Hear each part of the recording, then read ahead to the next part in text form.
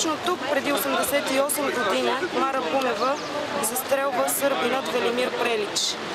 Тя извършва това убийство заради неговите гаври с българските студенти по време на Скопския студентски процес. Аз съм българин от Македония, член на Българския културен клуб Скопие и днес заедно с моите сънародници от Македония и от България се събрахме да почетем годишнина от смъртта на българската героиня Мара Бунева, която ето тук на това място е разстреляла сръбския репресор Велимир Прелич през 1928 година.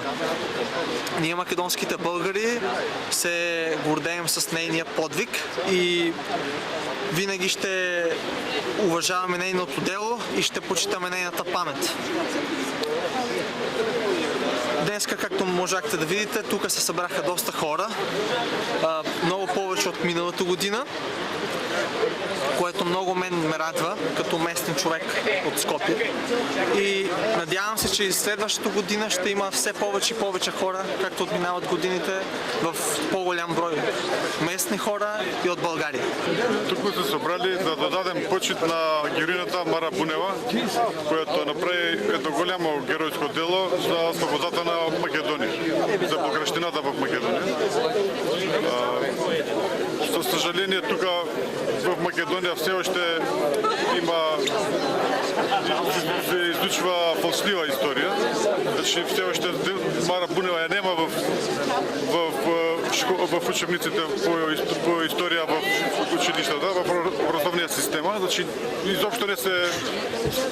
За Мара Бунева няма нищо и тя е, за съжаление, тук като негативна лично в македонската история. Значи отрицателно има към нея официално в Македония хората мислят, че е предател на Македония, не е хероин.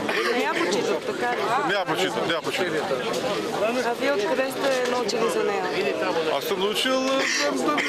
Предава ли се в семейството? Да, в семейството от книги, чел съм книги и така. Вие сте от Скопие? Аз съм от Скопие, роден съм тук от Скопие, живея в Скопие. Всяка година отбелязваме спомена Мара Бунева. Иначе съм в Българския културен клуб Скопие.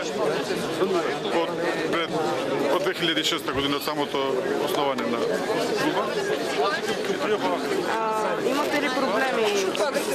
Вижте сега, проблеми имаме. Тук не наричат, как да кажем, не наричат предатели, не наричат продажни и така в този смисъл.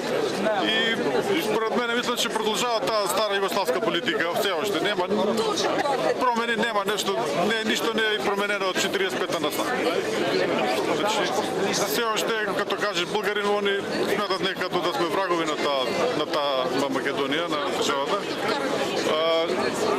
Точно ние сме държавотворни тук. Ние бяхме първите, които бяха за независима Македония, още в 1992 година, когато Македония се отдели от Югославия.